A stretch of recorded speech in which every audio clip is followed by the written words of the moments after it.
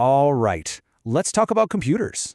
I mean, we use these things every single day, but have you ever really stopped to think about what's actually going on inside that box?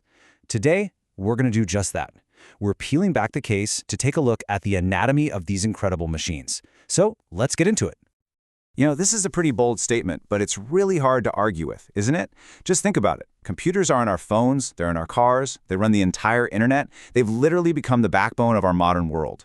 So what's the secret sauce? What exactly makes them so incredibly powerful? Before we start pulling things apart and looking at all the chips and wires, we need to take just one step back. Let's get on the same page about what a computer is fundamentally. What are those core characteristics that make it such a modern marvel?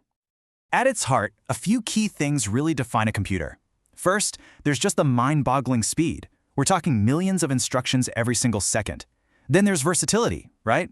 1 minute it's a typewriter, the next it's calculating a company's entire payroll. They're incredibly accurate, though you always have to remember the old saying, garbage in, garbage out. They're diligent, they never get tired or bored. And of course, there's memory, a place to work and a place to store everything. And now, with the rise of AI, they're even starting to have a kind of intelligence. Okay, with those ideas in mind, it is time for our anatomy lesson. And there's really only one place we can start. The most critical component of all, the computer's brain. So, this brain is called the Central Processing Unit, or CPU for short. It's this tiny little silicon chip, but don't let its size fool you. It is the command center for everything. It's the engine, the decision maker, the coordinator of all the different activities. Modern CPUs can chew through trillions of calculations a second. It's just wild. In every sense of the word, it is the core of the machine. So how do you make a brain more powerful? Well, it's pretty simple. You give it more brains. Seriously. Instead of just one processing unit, modern CPUs have multiple cores.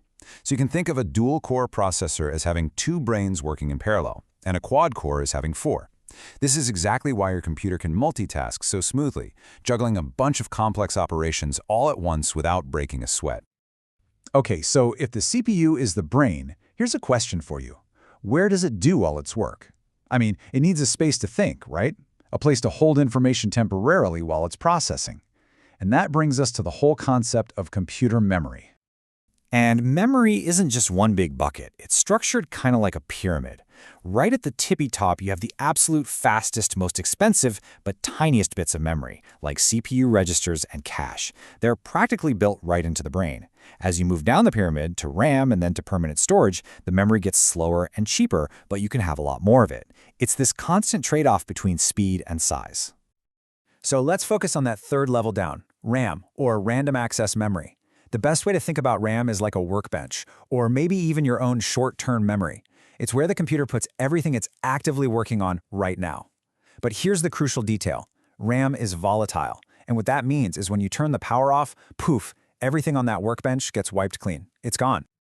Okay, so if the workbench gets wiped clean every single time you turn the power off, that's obviously a problem, right? You need a place for long-term memory. You need a place to keep all your files safe. The computer needs a digital library, and that's what we call permanent storage. And this chart here just perfectly contrasts the two.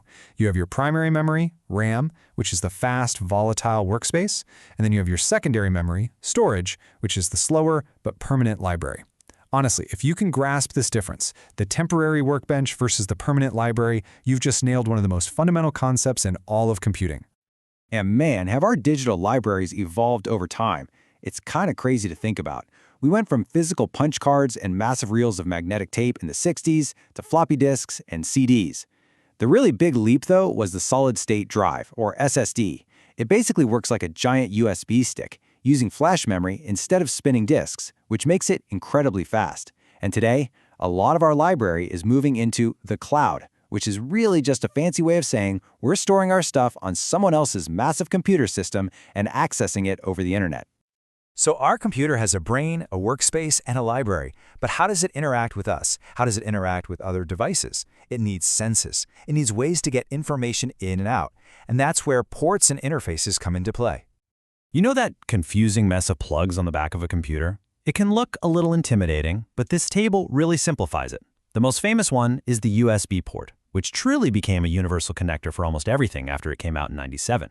Your Ethernet port, that's your high-speed connection to the internet. And then you've got your video ports like VGA and DVI to hook up your monitor. Each port is like its own specialized sense, designed for a specific kind of communication. So we've looked at the brain, the memory, and the senses, all as these individual pieces. But the real magic of a computer, the thing that makes it all work, is how they all come together in a perfectly coordinated symphony. And this right here is the whole grand summary. The CPU, our brain, pulls a program from the permanent library, which is the storage. It then loads it into that temporary workspace, the RAM, so it can actively work on it. And all the while, it's using its senses, the ports, to take input from your keyboard and mouse and to send output to your screen. It is a constant, high-speed dance between all of these different components. And that brings us to a final, really fascinating question to think about. We've seen storage evolve from punch cards all the way to the cloud. We're watching CPUs evolve to have something that looks a lot like artificial intelligence. So as the functions of a computer become more abstract and intelligent, what does that mean for the physical hardware, the body that holds it all together? What do you think the anatomy of a computer will look like in another 50 years?